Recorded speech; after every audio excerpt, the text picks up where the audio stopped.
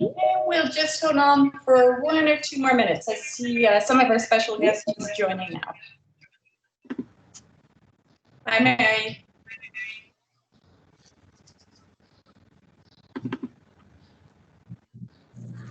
No.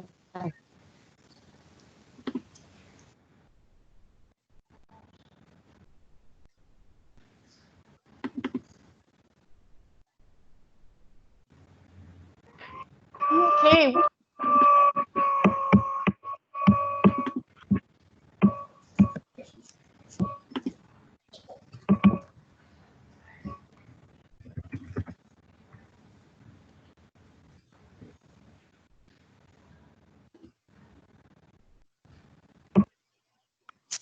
Good morning, good afternoon, good evening, everyone. If I can remind everyone to please mute your microphones. We will start in just a moment and have to know when you have luck with your slides. If you'd like to put them up and let us know if we can support and put them up on our end. Thanks.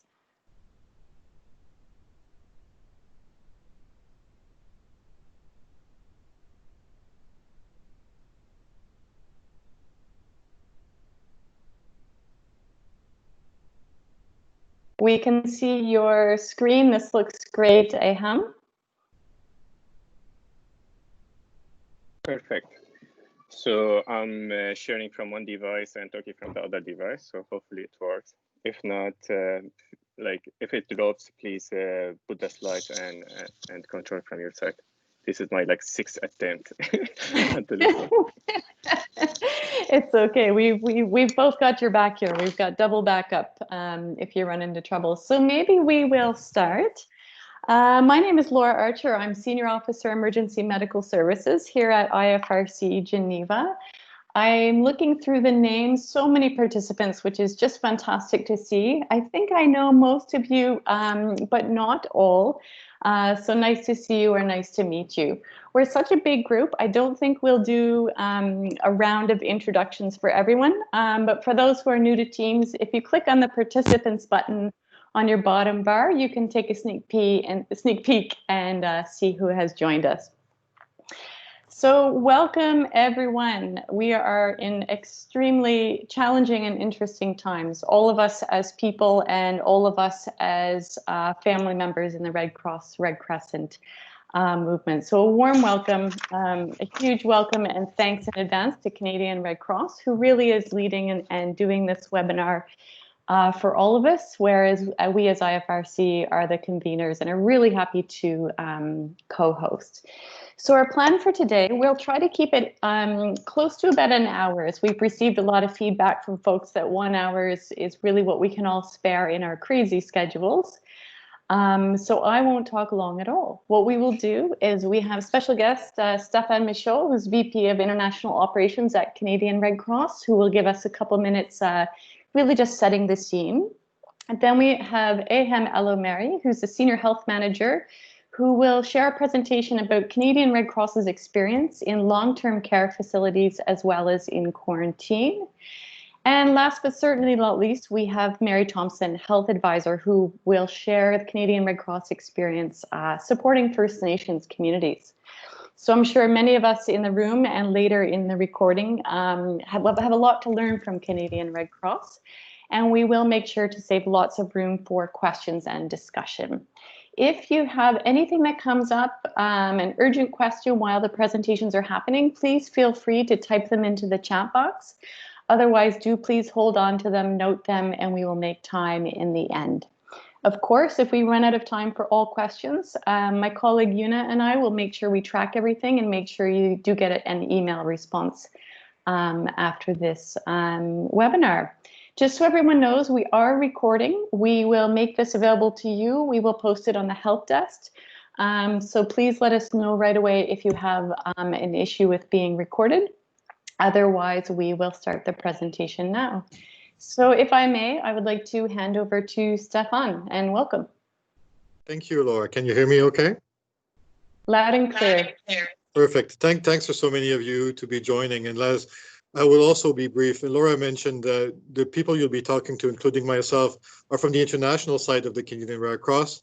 but we're going to be talking mostly about what we do in Canada. The reason for that is that in Canadian Red Cross, clinical health expertise is in our international department. And in this time of pandemic that spares no one, the international division of the Red Cross is working in Canada. And why we're in Canada specifically is that, as is the case for all of you on the line, we have pockets of more acute vulnerability than others. And in Canada, First Nations community, there are 614 of those.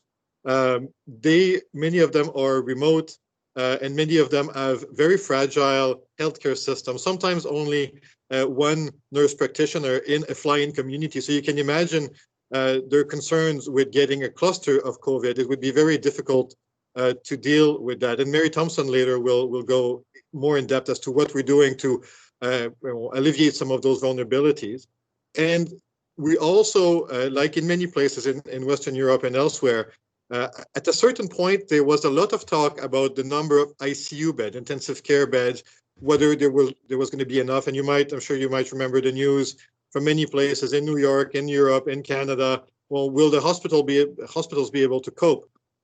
It turns out, in hindsight, this was a little bit of a misplaced concern, because the problem arose elsewhere, and the problem vulnerabilities in Canada, and I know it's the same in many other parts of the world, was not necessarily in hospitals, but was more in second tier or long-term care facilities, old folks home, that in Canada have a chronic problem with staff shortages. So at the best of times, there are upwards of 10,000 staff short in only a single province in Canada, in Quebec, for example.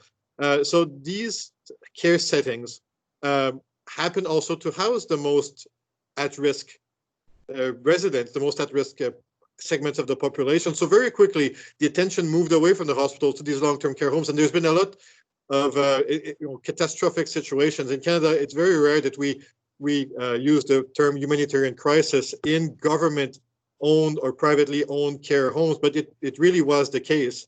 There were multiple homes where patients were literally abandoned to fend for themselves, where there was no one to clean, no one to change diapers, no one to feed the patients.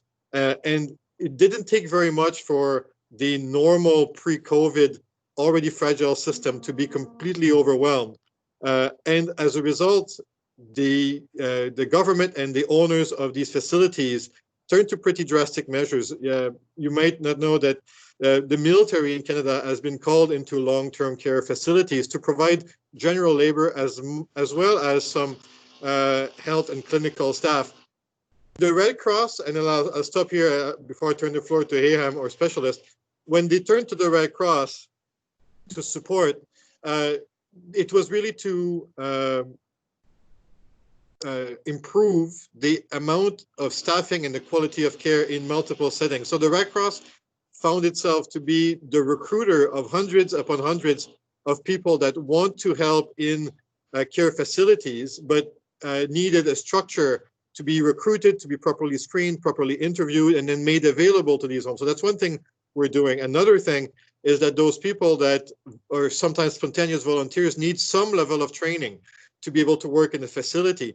And what we call here personal support workers, so those that take direct care of the elderly in facilities, normally have at least a 6-month training, but it was turned into a 6-hour training by the Red Cross so that we could feed the machine with the to alleviate some of the chronic critical understaffing.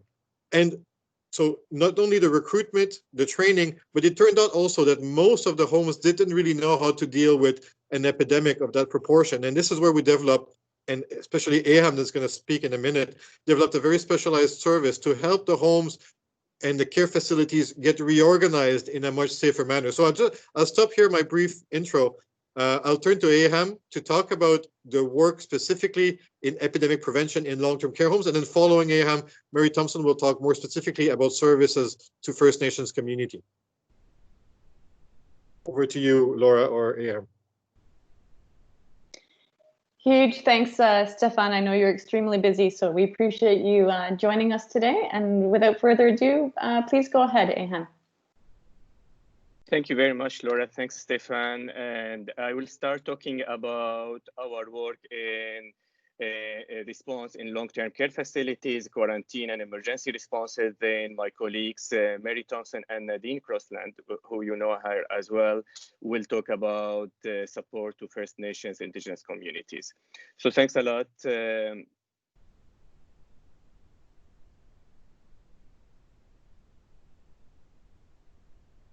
Okay, as Stefan mentioned, that in Canadian Red Cross, of course, we have our global response, international response, and Canadian response. This presentation will focus only on the Canadian one inside Canada, while the team is also doing a lot of work in different countries supporting emergency response and also long-term projects. So the situation in Canada, and Stefan mentioned a bit about that. So it's a huge country, of course, a lot of provinces, and here what we have around 80,000 cases. This data up to yesterday. I think today we have just a few hundred more cases, and hospitalization around 4,000 people being hospitalized, around 1,000 in intensive care during that period for the last few months. Almost 6,000 people died with 7.5% mortality rate, which is somehow it's the average, a little bit below other Western countries in Europe. However, it's still it's an average number. The community transmission is 81%, and this is very important. At the beginning, when we start working, the main focus was on travelers, and you will see the beginning of the presentation. I will talk more about it, and that when the community transmission was very low. But then over time, like today is 81% community transmission. Of course, there is much less travelers coming, but most people are getting the disease from the community, or they don't know how they are getting this disease from. 1.3 million people tested, and the important number here, 80% of deaths in Canada are linked to long-term care facilities, the nursing home, the home for senior people, elderly people. So this is another very interesting fact, and it's very different from other countries. In Europe, the number is almost around 50%. What we are doing here, as Stefan mentioned, we are working from the international experience, international health, the global health unit, where myself and other colleagues are working. Stefan is our vice president. Laura, yourself, were part of our team, global health unit. And so we took our experience working globally on epidemic, pandemic, community health, health and emergencies, working in cholera, Ebola, other settings, but also with the community-based surveillance, community-based health and first aid, and other experiences what we have, and ERU work, and reflected on how we could help domestically, working as a one Red Cross, one team, internationally and domestically, how we could support. Over time, we evolved from just providing some quick advices, especially on the scientific part, and slowly helping more and more. And you would see now we have 5 tangible pillars where we are doing technical health support. So I will start with number 5, the science and policy. And this is like the foundation for all our work. So anything we are doing, we want to ensure it is scientific. It's linked to research. The team grew up a lot recently. We almost more than doubled our size in the global health unit. Including a lot of researchers working in the team, epidemiologists, to help us to better understand and review the science. And this is a big challenge because the science is evolving every day. So catching up with the science is one of the biggest lessons learned. So we wanted some people to be delegated to do that.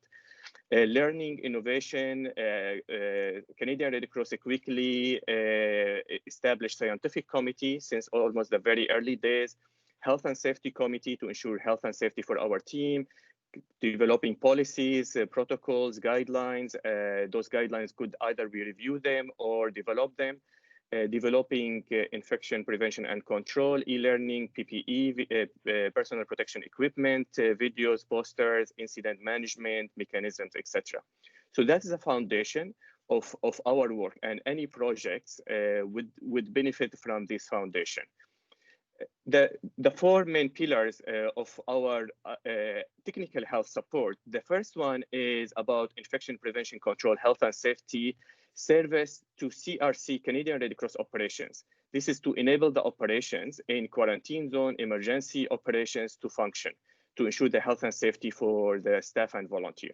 The second one, epidemic prevention and control, supporting long-term care facilities. That is the example mentioned from Stefan, and we'll talk more about it here. The third pillar is emergency response unit, ERU, that delegates clinics, equipment, hospital infrastructures, for the first time deploying that here in Canada. And the fourth pillar, what Mary Thompson and Nadine Crossland will talk about, the Indigenous Program Virtual Operation Team to support Indigenous communities.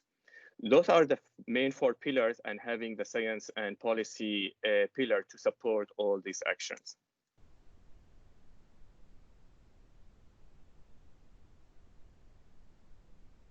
I will start with the first pillar, infection prevention control, the health and safety support to Canadian operations. This started when the request came from our Government of Canada, Public Health Agency of Canada, that's equivalent to our CDC, asking Canadian Red Cross to support the first quarantine zone ever in Canada, in modern history of Canada, to have people, the travelers, repatriated from China to be in military base for 14 days quarantine. And here we are talking about early February, end of January, early February, when we got that request, when it's still, we had 0 case in Canada, and the main issue was in China, and before it's becoming a pandemic. So the request came here to support, and after that, several requests came. So we supported 3 quarantine operations, supporting 870 people in 3 locations, coming from 5 flights from China and a couple of cruise ships.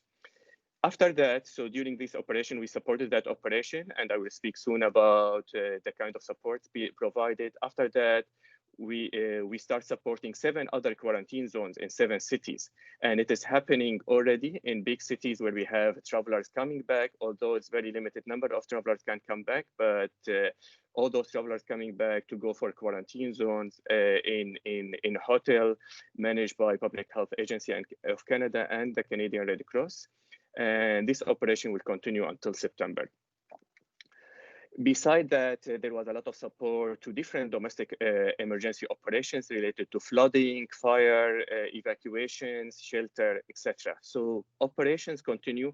It is a flooding season in Canada, started already, and there are several, and Canadian Red Cross domestically is very strong in emergency response, from very small house fire to a very big national-wide disaster or a global-wide one. And this operation need to be continued because this is an essential service Canadian Red Cross is providing. And our role here is how to enable those operations to start the work. In quarantine zones, and we got this question a lot from other national societies. So what was the Red Cross role and how we can learn from that? So our main role was related to reception, registration, information, and resources. Meal delivery services, including special meals, safety and well-being. This is what we call the psychosocial support here in Canada, including WellCheck, wellness check, referral to mental health needs, feedback mechanism. Family reunification is very important when you have people in quarantine zone and they need to connect with their family member to ensure this connection is happening. Provision of personal items needed. Beside that, in one of the quarantine zone, we got a very last minute request to support the clinic to be able to do a checkup and testing for travelers when needed. And this request just came, we remember like it came like on Saturday morning, and the flight had to arrive on Monday. And the request came from our Public Health Agency of Canada telling us, we know that you have a field hospital you deploy internationally. Can you deploy that in quarantine zone? Because we really need that. There is a big gap and we couldn't fill that gap. and luckily we were able, after discussions, learning what will be, how to deploy it, etc. And the team worked very hard, and we managed to deploy our first ERU here in Canada for that operation. And so the request came on Saturday morning. On Monday 6 a.m. the clinic was operational and ready to receive patients if needed. So the role from the health team here is infection prevention and control, health and safety at quarantine zone, to enable our staff and volunteers who are working in those quarantine zones to do their job. So what we did, we developed IPC, PPE, infection prevention control, personal protection equipment protocols for our Canadian Red Cross personnel, did a training for the CRC staff on IPC, on PPE, how to protect themselves, what to do, the 2-meter distance, the body system, how to wear a mask, how to wear gloves, gowns, etc. Technical coordination with federal and provincial and or local health authorities that was required to design the services and to ensure the safety. Recruitment and training of technical training and technical supervision of public health advisors.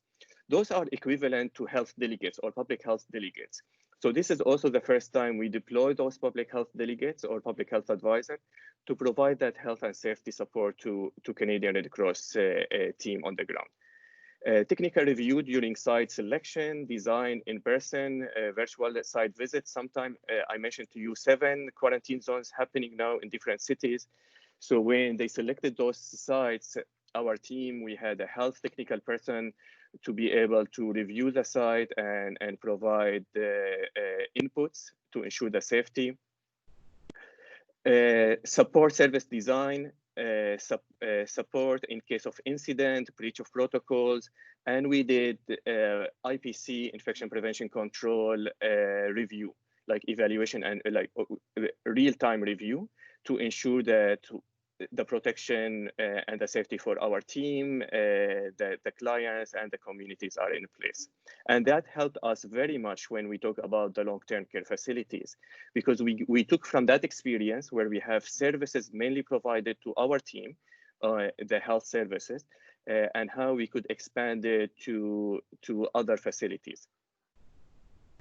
From social media as well was a key component, and still beneficiary communication, risk communication is started since the early days. Facebook groups started, a private one for those people who are in quarantine zones, so they can share information. They can get trusted information, what's happening, what is the next. They can ask a question, they can share with each other. The misinformation, we started talking about it from the early stage, and misspelling myth also. That was very important. And what we noticed that people in social media in general, not even outside the quarantine zone, people were looking for trusted sources. There are far too many information, as you know, and people start looking what is the trusted sources and how they can get their information from there. The focus on the ground, focus around mental health, psychosocial first aid, storytelling of some experiences of our work, and what we noticed also during the last few months, of course, it's a lockdown, it's still in Canada, that people are taking more time to read. So longer articles are accepted these days because people have more time and they are willing to go in depth and read more information. I want to move now to the second pillar, the epidemic prevention and control. And this pillar is very new for us. We developed that very recently. Of course, epidemic prevention and control is not new for the Red Cross movement, not new for Canadian Red Cross working internationally, but to adapt that experience and do it domestically, that was very new. And to put it in long-term care facilities for nursery homes, that is also very unique and a new intervention.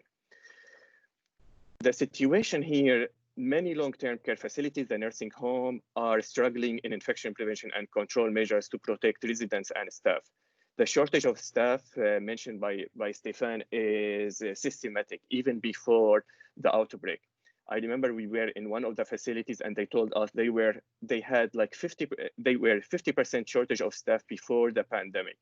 And of course, during the pandemic, they need to double their staff. And what happened?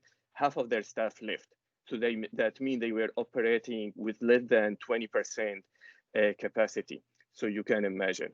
In several facilities we visited and we are working on in 50, and it could reach to 100% of the senior residents were COVID-19 positive. Many staff were infected and not working. As mentioned before, 82% of deaths in Canada are linked to long-term care facilities. So that's our biggest gap. That is our biggest problem here. That is the last mile for us to work in Canada to address. We got a request from Quebec Ministry of Health to provide support to them, and that came around long weekend of the Easter.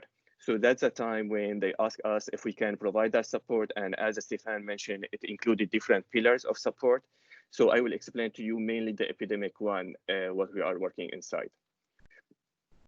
So we discussed with them, we better understand what is the issue.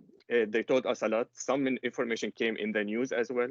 And based on that, we designed a package of service for us to support them. And we were very clear. Our role is technical advisory role on epidemic prevention and control through IPC measures to support these institutions in safe adaptation and implementation of IPC protocols to enhance and development the development and organization of safe healthcare environment, to ensure that their very important front line workers are able to do their job in a safe way. So that was our main role, how to ensure the IPC measures are in place in advisory role. Of course, there is a local health authorities, there is IPC specialists, and we were not replacing them.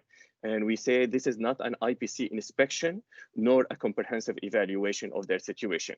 It is mainly advisory service, technical advisory service, to help them to better understand the issue and also to help them to implement the measures. So we don't want to go just to tell them, you have 100 problems and good luck to fix it. Actually, no, we said that we will go to do assessment, but we will stay with you for 10 days, 14 days until the situation is stabilized in your facilities. We developed 3 models of implementation, depends on the level of containment inside the facility and the outbreak level. The first one is preparedness prevention level, where facilities don't have any cases and they have some measures in place. They have good measures, IPC measures in place. So this will be like a short intervention. This is like 3 to 5 days intervention with focus on preparedness prevention measures. Containment level, this when the facility affected facility has very limited number of cases, but have some IPC measures. This might take us 5 days or so to enhance what is there in place. Mitigation, this is when there is a major issue inside the facility and they have several cases, or they don't have IPC measures in place. And this will take us 7 to 14 days. In average, it's around 10 days. It's taking us with focus on building the system to limit the impact of epidemic. So far, we are working on the mitigation because there are a lot of those facilities in very difficult situation. And the government is asking us to go first to those ones. So what we would like over time to move more toward the prevention and containment level in some facilities, more like the recovery level and preparedness level, especially if we want to prepare for a second wave or so. But at this stage, because we are still in emergency mode, it's still working in the mitigation level.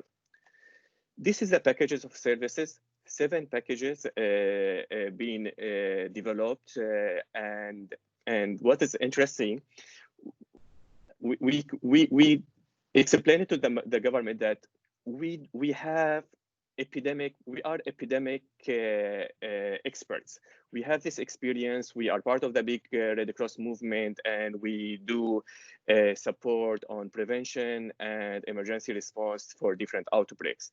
We are not IPC specialists per se. However, we have a good IPC experience because we work in quarantine zones, we are supporting. So the Pillar 1 gave us a lot of experience in IPC in Canada.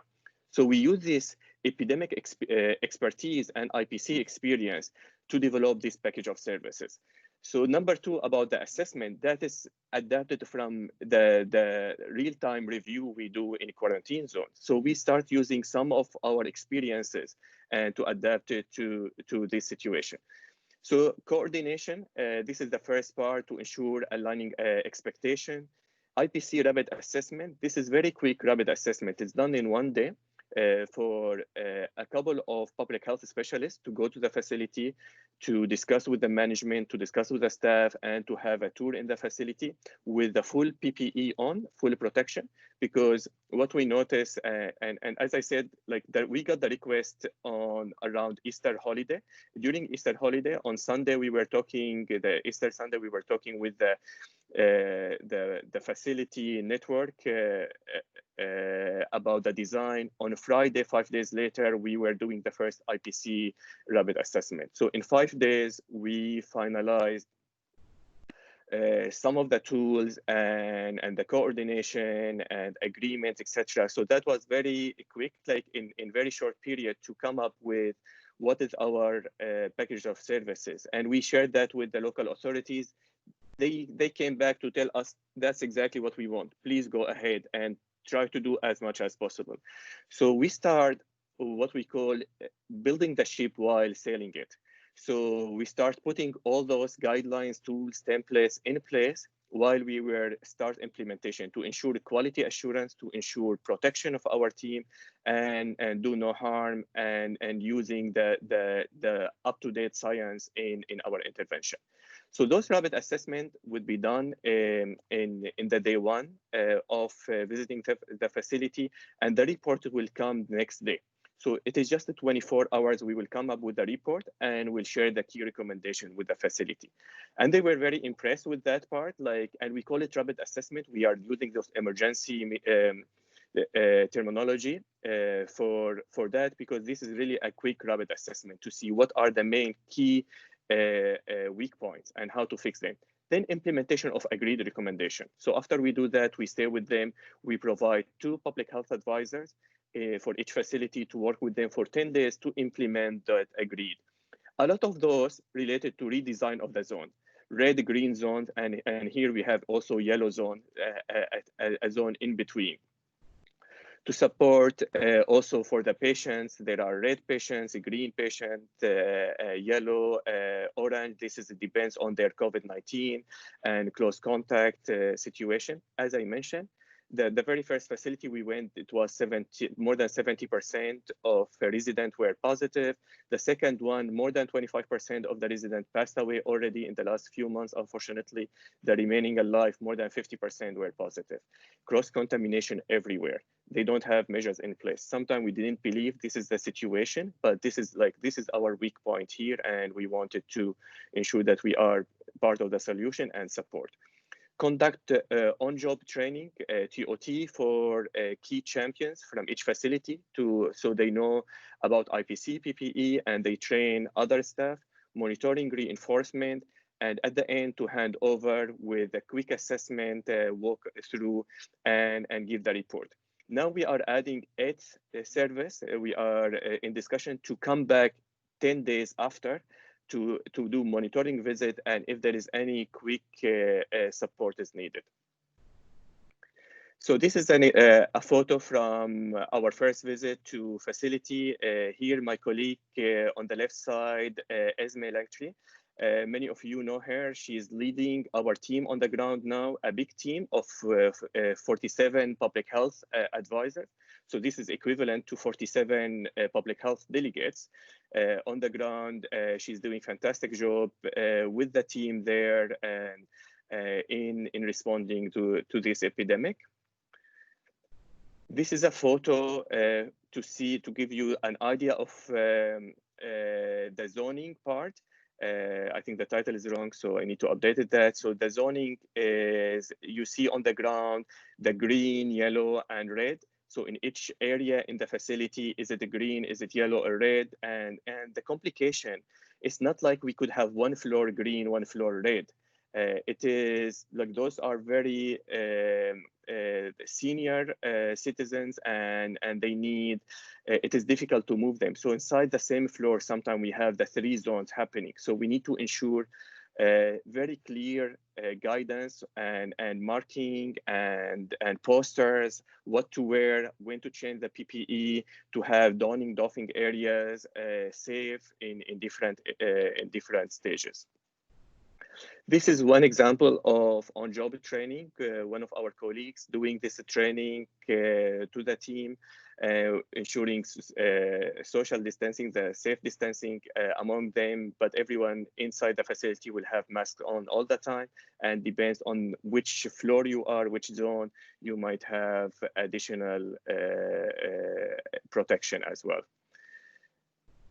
Beside working in long-term care facilities, we got a request to support hospitals, and so we went to Lakeshore Hospital in Montreal to do IPC assessment and to support them on epidemic prevention and control. Same cross-contamination happening in hospitals as well, some hospitals, unfortunately.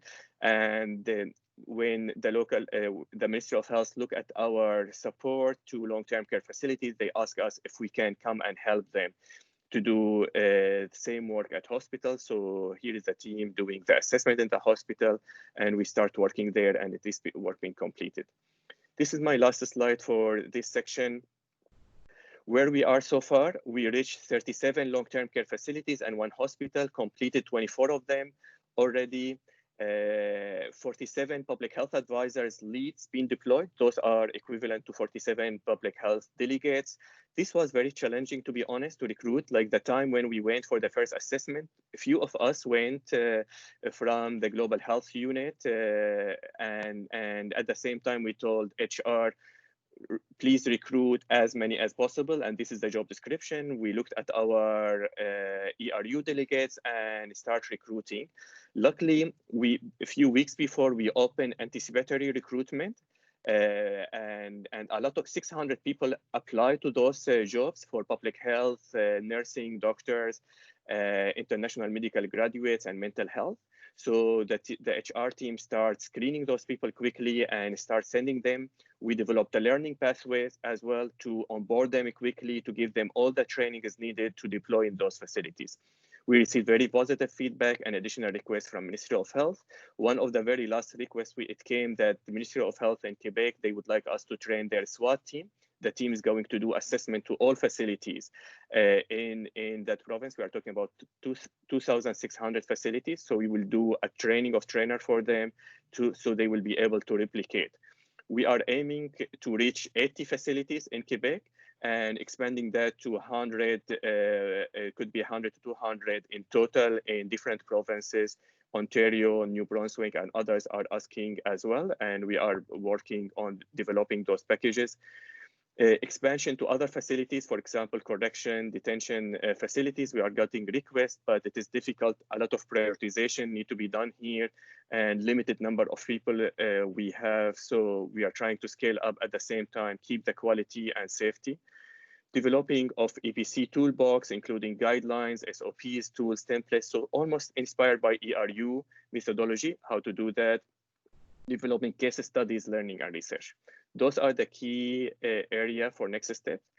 And the third area, the third pillar, I want to talk very quickly about ERU. I did mention it already, emergency response unit deployment here in Canada, and the different services provided. This is related to alternate care sites, planning support, ERU, clinical and technical delegates, deployment, medical equipment and kits, infrastructure kits, emergency clinics.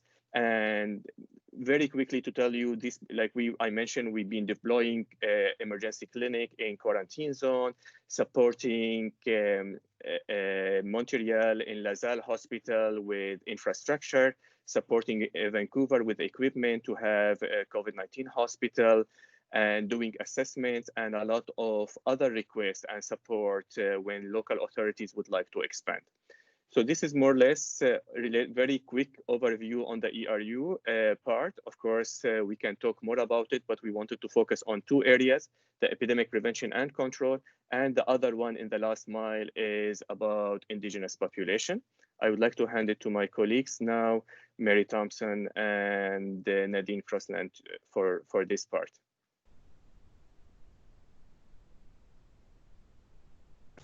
Thank you. Thanks, Ayhan, very much for that really excellent presentation.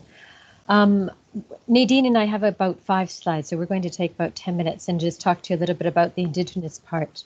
And I would encourage you to think about sort of all the on-site, the really excellent on-site IPC and EPC strategies that Ayhan mentioned for support, and kind of picture them in your head about being adapted as a virtual operation. And that is really the CRC response for Indigenous communities. I think it's important to think about why CRC felt it was really necessary to have a dedicated response for Indigenous populations. So just to give you a bit of background, there are about 750 Indigenous communities in Canada. Stefan talked about that at the beginning. They represent about 4.9% of the population. There are over 50 nations and languages. And those communities primarily fall into 3 groups. So First Nations, Inuit, and Métis. We know that in those communities, the deep-rooted impacts of colonization are really present. Lots of historical trauma, there are gaps in services relative to the social determinants of health. And as you can see from the pictures, that these are often very remote communities. And sometimes, you know, having to go 350 miles to the nearest health clinic, or just even a flying community itself with no road in. And so they create a much higher risk for times of emergency. The other reason that CRC really wanted to work with Indigenous communities is because we have a long history of doing that. We've been doing that almost 20 years, and on any given 2-year cycle, we're working with around 400 of the 750 Indigenous communities. We also knew that from the 2009 H1N1 influenza reports that Indigenous communities really suffered, and there were 3 things that we knew we really needed to pay attention to. So the first one is that they were disproportionately impacted, and they were especially vulnerable to severe health outcomes, and we see currently a lot of comorbidities in those communities with COVID. We also knew we need to pay attention to the fact that in the evaluations out of the H1N1, that Indigenous communities really said, you know, we're not getting information, or we're getting information that's often misleading, or it's contradictory, or it's inconsistent.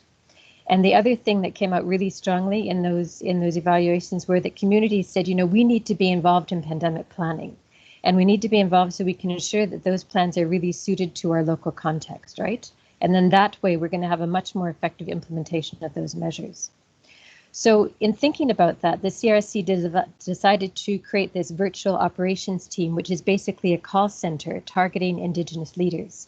And can June move to the next slide, please? Or who's ever doing the slides, can they? Yep, great, perfect, thank you. So this is it's really a virtual call center, and it was officially launched yesterday. So we had a soft launch since May 4th, and we've been working really the last 2 months. There's a whole team of people working, so Nadine and I are just kind of a small group of that, talking about health. But, you know, there's been a lot of work with networking with government groups, with Indigenous organizations, especially in the north, with the geographical leads in CRC Domestic, who already have networks with those populations, to sort of say, this is what we have to offer. CRC partnered in this venture with Indigenous Services Canada, which is a governmental body responsible for providing services for First Nations, Inuit, and Métis, including health. So it's great really to have that relationship. And in the help desk, we really wanted to do to emphasize the importance of the reduction of disease transmission through measures to prevent individuals from becoming ill in the first place. So through EPC, IPC public health measures, and the inclusion of measures to really slow the spread of the infection once the illness had been detected. So you can see here in the VOT that we're really in this circle, that we're really talking about offering these 4 areas of service. So health emergency planning, health guidance, that's Nadine and myself, community wellness and protection, information and referrals. And the VOT, the way the VOT is structured, this virtual operations team is structured, it's really 2-tiered. So we have a call come in, it comes into tier 2, so that's intake and information. Basically, we have about I think now 20 people in the tier 2. And if they, if they have questions and there's an easy way just to give them a resource document, then that's done at the tier 2 level. If they feel that it's a request that's going to be more complicated, then that would come up to tier 3, and that's where Nadine and I sit. And in that tier, it's like more detailed expertise. It's usually a longer relationship, and we provide recommendations in a report.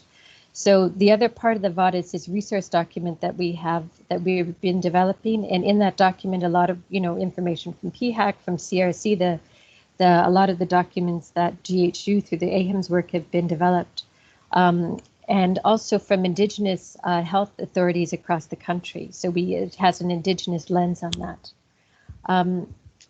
We wanted to say that since we started. And because we haven't had an official launch yet, we don't have the same kind of statistics that we have for the other work that we're doing through GHU. But in the T2, we've already recorded about 39 contacts from across the country. And in T3, we've had a lot of discussions with different Indigenous community leaders around things like how do you set up an isolation site? How do you set up a quarantine site? And sometimes a virtual walkthrough. And we've also been supporting communities who are faced not only with COVID, but remote communities that are faced with, how are they going to evacuate due to floods and fires in a COVID environment? If I could have the next slide, please. Slide 22. Thank you. I think I just want to talk for a minute before I hand it over to Nadine about what really distinguishes the VOT, this virtual operations VOT for CRC. And I think there are two things that really stand out. So one is that CRC is delivering services virtually and in a place where we usually don't deliver health services. And the other thing, because it's usually emergency or psychosocial support that are being delivered to those communities. And the other thing is that we're really doing it through an Indigenous lens, which is not typically, how we deliver health.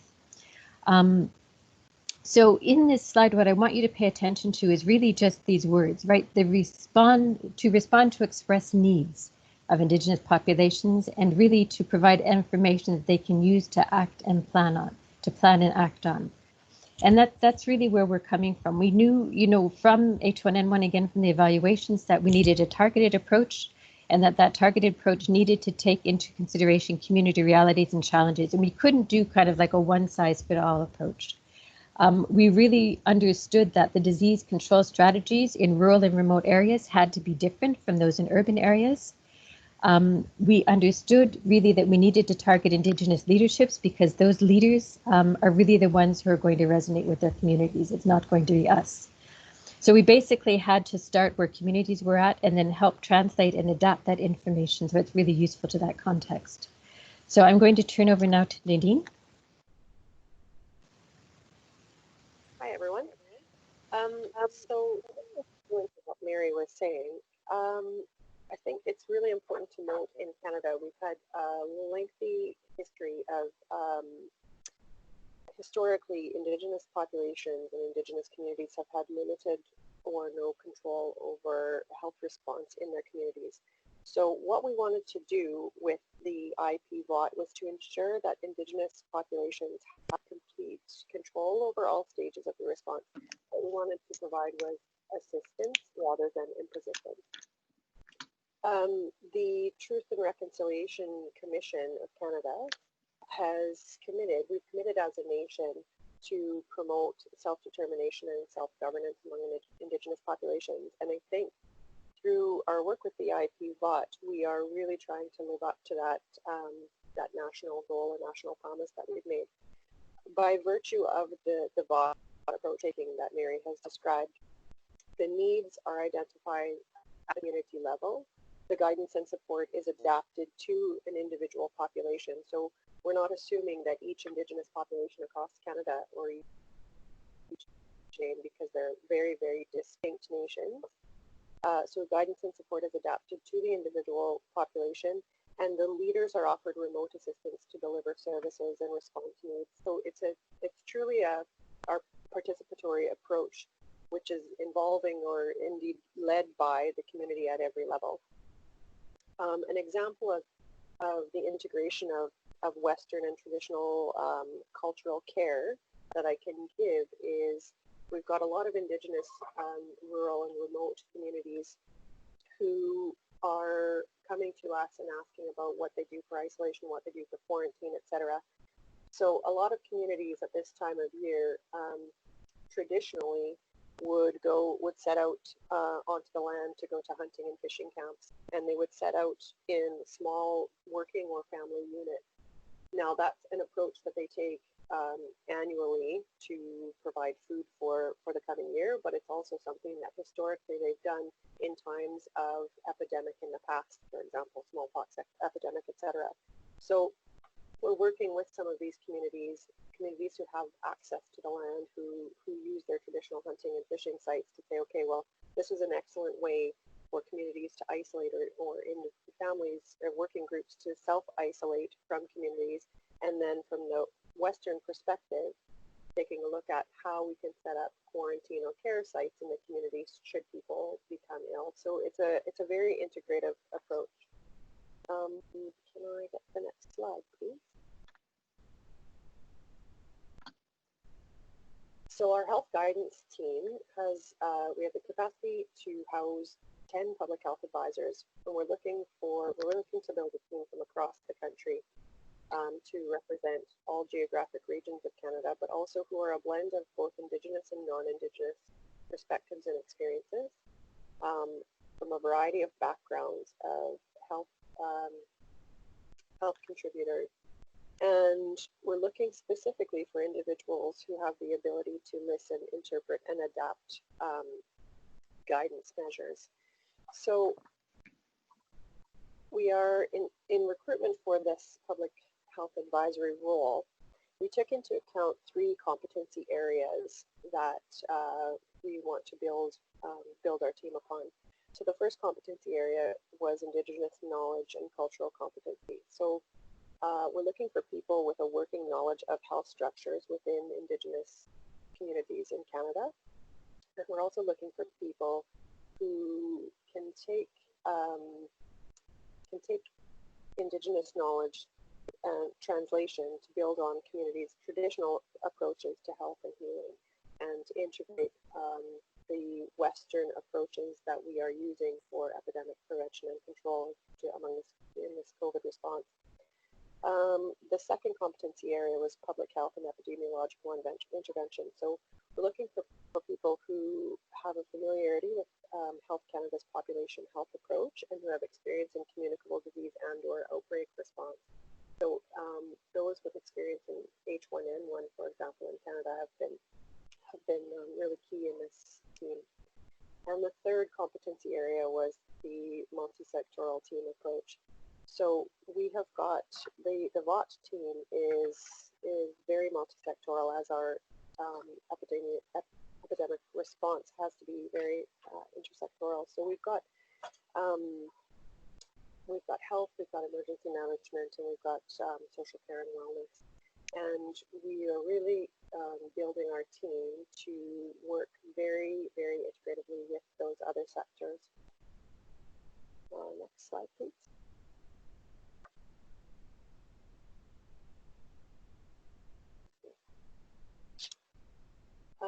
So the health guidance goal is to support Indigenous leaders and to manage and prevent epidemics and protect their communities through, as we said, cultural competency, a focus on public health and population intervention, and multi-sectoral collaboration. So the role of the VOT health team is to aid communities in applying adapted health guidance and planning protocols at both the household and community level. We are doing a lot of virtual accompaniment on site visits and developing individual community recommendations. We're providing a lot of information and training. The VOT manual is one of the tools that we're using. We've got also other e-training, e-learning that we are going to be providing to communities as well, specific to their needs. And we are integrating a quality assurance framework into our approach. What we really, really would like to do is document well the entire health approach to the VOT. We have not worked, as Aham mentioned previously, we have not worked domestically in health in Canada. So we want to document the process to understand what is a domestic health response for CRC, what is an Indigenous-led response in CRC for communities, and what is a virtual health response. So we're focusing on documenting that process and integrating a quality assurance framework and continuous quality improvement to ensure that we are responding in the best way possible to the needs of the communities. And that's the end of my presentation. Let's go to the next slide.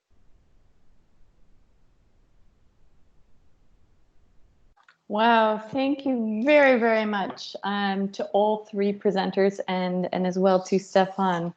I have some follow-up questions. Actually, I feel like we could probably chat for hours. There was so much content in that under 1 hour presentation. But first, I'd like to open up the floor to participants in the webinar. You have the option to raise your hand. It's down in your bar, or you can type something into the chat box if you prefer to do it that way. I do see one question here from Marina saying, thank you. Can you explain the virtual accompaniment on site and what does that mean in practice? So I think this was related to something, Nadine, you were just speaking about with the virtual accompanying in the First Nations communities. Yeah, I'm going to pass that to Mary because Mary has quite a lot of experience actually in some of the virtual site visits that we've been doing. Excellent. Mary, over to you. Sure, thanks, Laura. Yes, so I'll just give you an example that we have. So about a month ago, we started communicating with some Indigenous leaders in Peace River, Alberta, and they said they needed to, they had to set up an isolation center for COVID positive people in a hotel. So that led to a number of emails, and then we actually had like a 2-hour virtual site visit where they had their phone, they walked us through the hotel, they showed us how they were going to set up, what they had set up and what they had prepared, talked about that. We listened to that, we then made a report, and then we gave them back a number of recommendations on that report. And we sent them the draft report. Then what they did is we had another phone call and they said, okay, so this makes sense to us. We've done this. This might be difficult to do. And we went back and forth like that for, I would say probably about 3 phone calls. So in about a month period, we might have had 15 email exchanges. We had 3 telephone calls and we finally actually this week have kind of finalized that report, and they have the information they need. They know if something else comes up, they can contact us. But that's really the way that the site visits are working. Sometimes it's a walk through a school, sometimes it's a walk through a community. It really depends what people are needing. And it can be for COVID positive, not a mixed group or non-COVID positive, or for elders or whoever they're wanting to house in that shelter. And again, it can be sheltering in community. It can be a request for sheltering for evacuations for fires and floods, or in a hotel or however they're trying to plan. So that really is the virtual site visit package. And that's something we're really growing in the next couple of months. Thanks, Mary. Super cool and super interesting to see how innovative CRC has been to really respond in so many different ways with all of the limitations, not to mention the geographic ones that come with a lot of the First Nations communities. So hats off to you. There is a question from Michelle. This is looking at vulnerable populations. It's a question for the speakers, and also if anyone in the House would like to answer. Michelle is saying it's clear that institutionalized settings are particularly at risk for COVID outbreaks. We've seen that around the world, and the stats that you presented, AHAM, certainly confirm that's the case in Canada. In many places around the world, people with disabilities, including children with disabilities, are also housed in institutional settings. There are important and different vulnerabilities that would need to be considered, especially the risk of support workers not showing up and all of the challenges. Are there activities plans or guidance documents within the movement about responding to these contexts? Can we take lessons from CRC's EPC experience? So maybe I'll give you a chance, AHAM, if you'd like to respond, and then we can open to the floor and see if anyone else in the room would like to contribute to this one. Thanks. Thank you very much. Very, very good question. It's this is very important area, and as Stefan mentioned, like a lot of focus at the beginning related to hospitals, ICUs, but then institutions and like long-term care facilities, and you did mention different others, children with special needs, and other detention sectors, etc. So those are in big need of support, and this could be overlooked in this time of the crisis. And in preparation for second waves or other waves, I think we need to be prepared, and those will be the most vulnerable. What we learned, one of the key learning, some of those facilities looked okay until they got the first case. Then everything collapsed. So this is another thing to think about. Maybe they look okay just because there is no cases, but as soon as there is a little bit of stress, then the facilities start to collapsing. So I think there are a lot of learning. We are still at the early stage of documenting this learning. We are committed to document and also to do some research, further research on that. But just maybe I want to mention at the beginning, very early stage, there were a lot of talk on quarantine zones as well. So when we start supporting the quarantine zone, we look in the movement, and Laura, we had that discussion before, seeing who's doing what. So we know that German Red Cross, we learned from German Red Cross, they were 10 days before us. So we talked with them, they were inside the quarantine zone. They gave us excellent experiences from that. We contacted with other national society to learn from their general experience, not only in quarantine zones. So I think that was also, this is very useful, not only documentation, but to pick the phone and talk with those ones who are doing this. So maybe if IFRC can map out who's doing what inside facility, what type of facilities, then share this information, because that will be very helpful. The same how we learned from other national society and we pass our learning directly to them. They might learn from us, also for us to learn from them. Thanks very much, Aham. Yeah, well noted. It would be great to have that global view of who is doing what exactly where. And I know we're working on improved reporting to try to get a much more clear picture. I can mention from a global perspective, I'm happy to do an updated scan for you, Michelle, and can email you directly and make available what I find. I do know WHO does have guidance specifically for isolation facilities, which is not the same thing, although some of the same principles might apply when you have a population staying in one place, especially if there are suspected or confirmed cases there. So well noted, Aham. I think that mapping is a great idea. And I also will follow up with you, Michelle. Did anyone else have something to add specifically to that point? I see, Abhishek, you have your hand raised. Is that to comment on Michelle's question, or perhaps we could move on to the next if you do have something else? So Abhishek, please unmute yourself. Yeah, thanks, Laura. Like, this is something else. Like, I have two questions. One is like in the beginning of the presentation, I think one of the presenter mentioned like we have really tailored the course or orientation program for volunteers from many days to a 6 hours course or etc. like that. How did Canadian Red Cross ensure the quality of the IPC? Because this is really, really critical. And if we have freshers in and without a proper training and other things like that, how did you ensure the quality assurance in case of infection prevention and control? That is my question one. And question two, because since I can see that you have been involved in from the beginning, does the volunteers or the staff who are working in the quarantine facilities or others were subjected to hatred or phobia by the normal community? Over.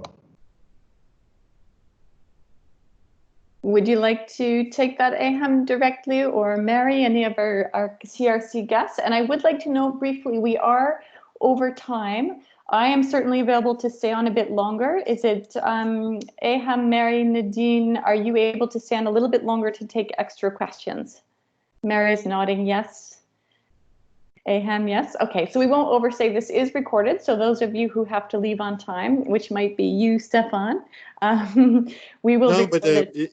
If you don't mind, I'd like to jump in very quickly related to this question. I think it's a great question, and because we're among friends here and among the movement, I'll share a bit that it is not easy from a liability perspective for any national society to offer expertise and offer advice to another institution for reasons you can understand. What if things go wrong? What if we can't correct the transmission rates fast enough? It turns into an ethical dilemma.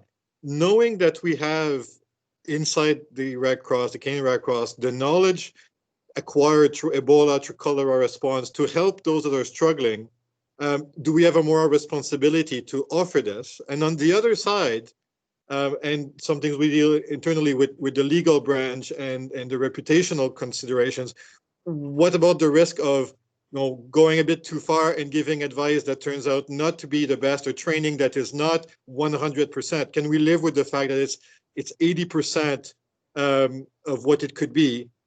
Or can we live with ourselves if we don't offer assistance and just sit on the sidelines while people are actually dying by the hundreds in long-term care facilities? So I just wanted to highlight that ethical dilemma I think that many of us are facing in how far we go into offering expertise. And I'll turn the floor to AM or Mary.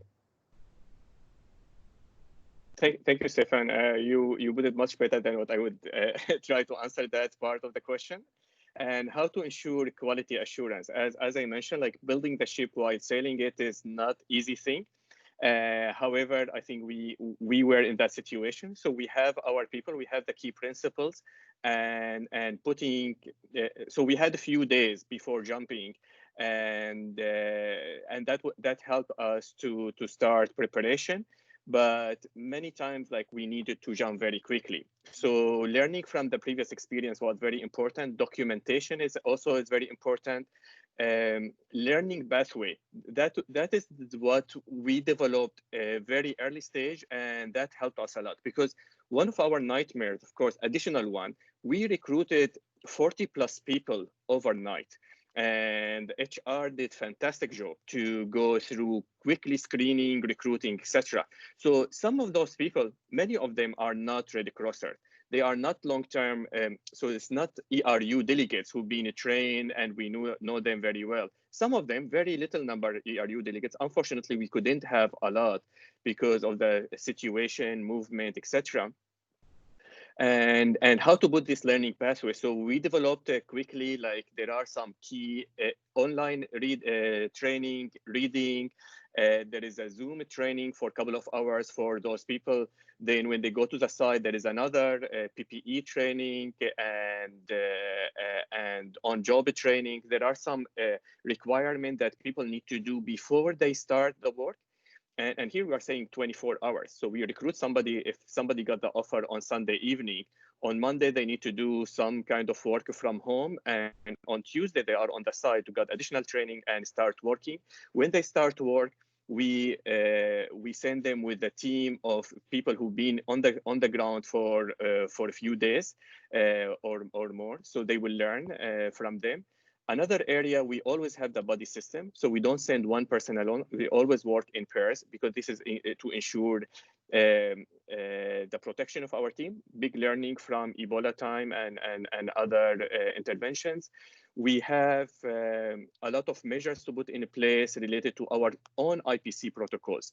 So while we are working in other facilities, in quarantine zones, etc., we developed our own IPC protocols for our own people, and we train them on that. Sometimes we go 1, 2, 3 steps, sometimes above the national standards, because it's needed. We want to ensure the health and safety. It's a big commitment for health and safety for our team. So those are the different measures in place to ensure quality, but still we are refining that, developing indicators very quickly. Also, that is something not easy.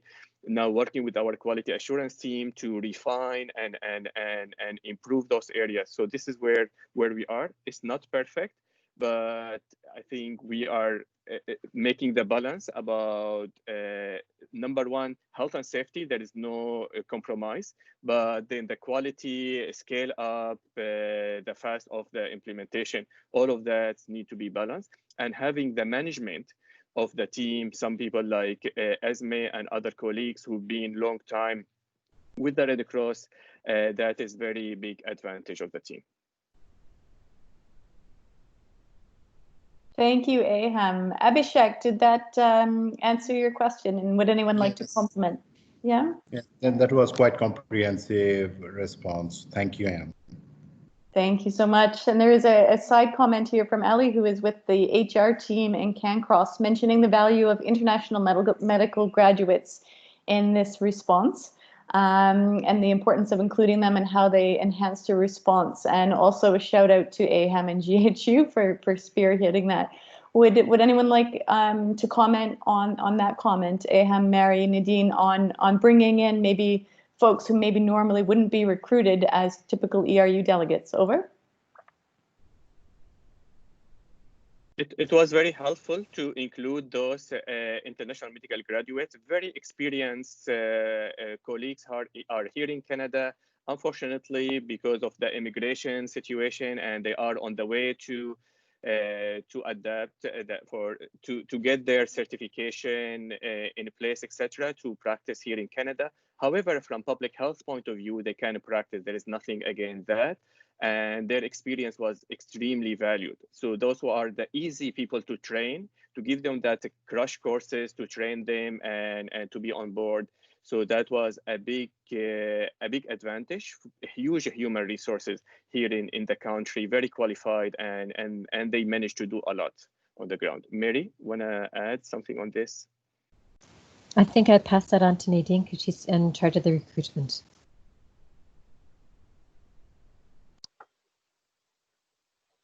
I think, as we have mentioned, for the recruitment piece for the Canadian Red Cross domestic operations in COVID-19, we have recruited, well, I couldn't even tell you, Eli could probably say how many public health advisors. And this is a really key piece. The international medical graduates has been a really key piece in opening up the pool of appropriate personnel for us.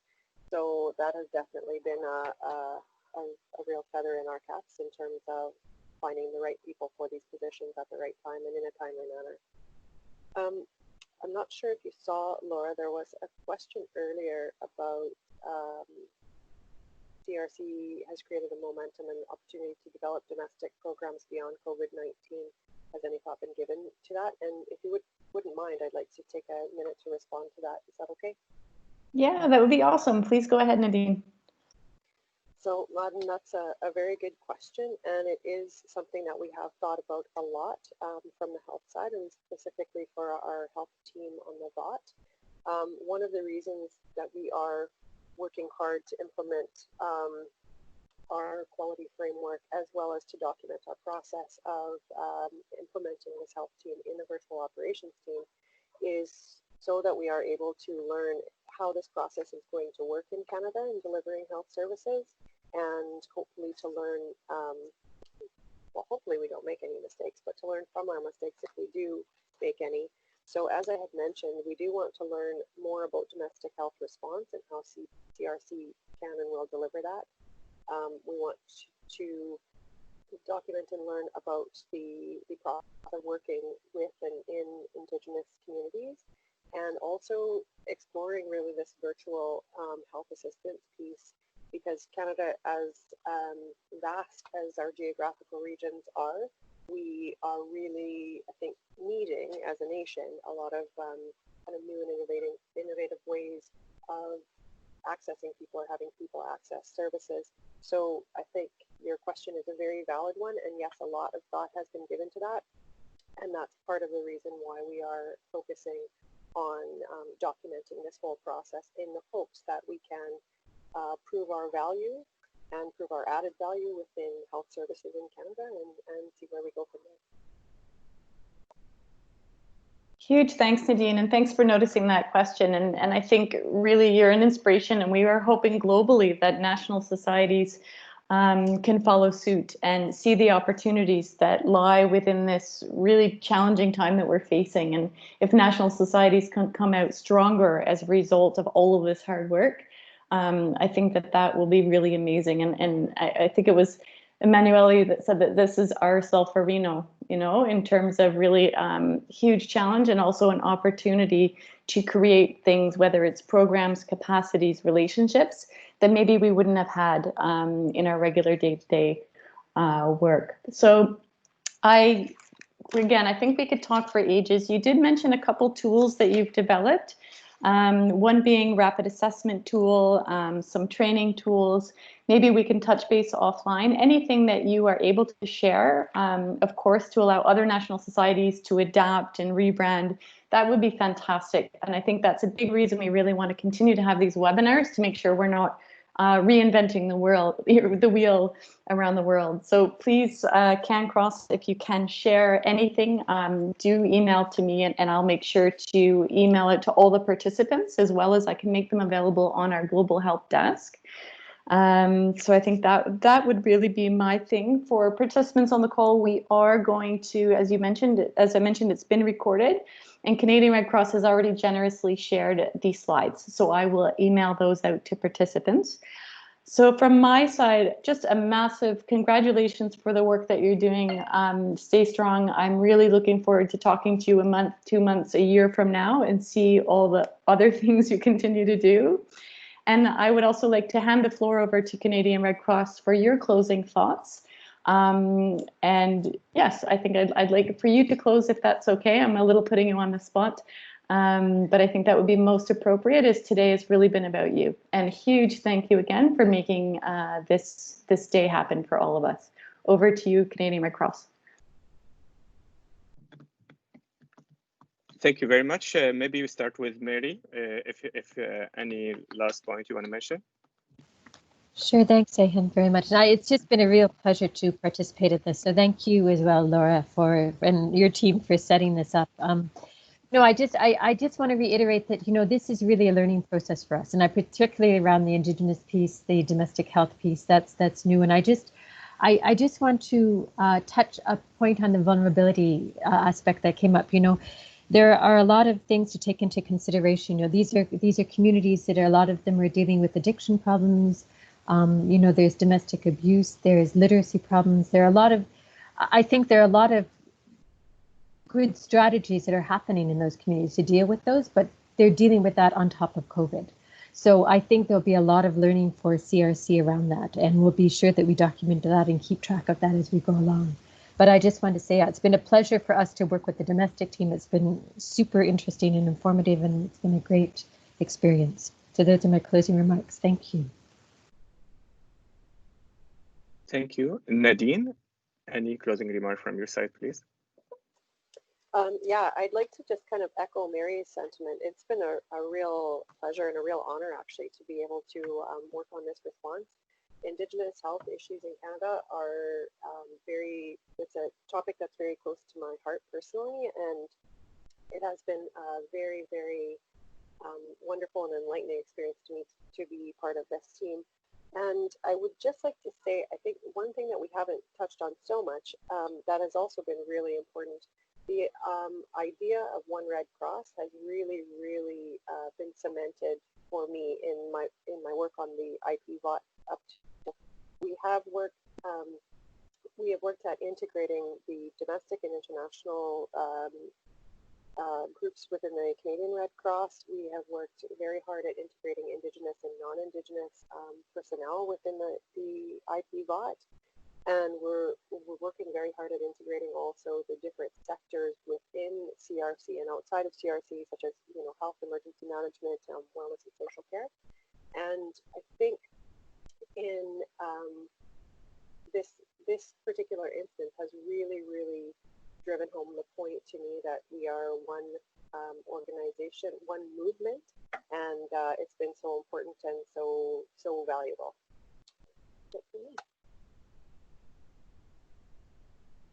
Thank you, Nadine. A quick point from me before giving it to Stefan to close it.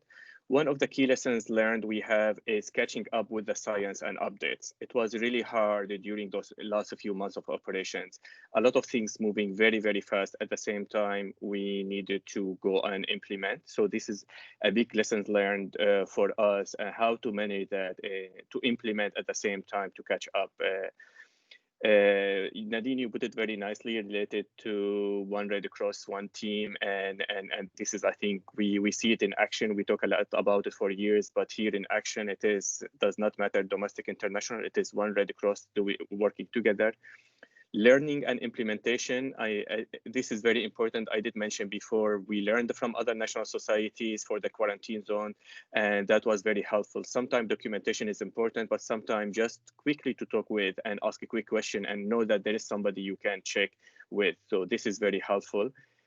Prioritization, it's a big part of us, and this is almost like using the 80-20 principles. What are the 20% of actions which will give us the 80% of results?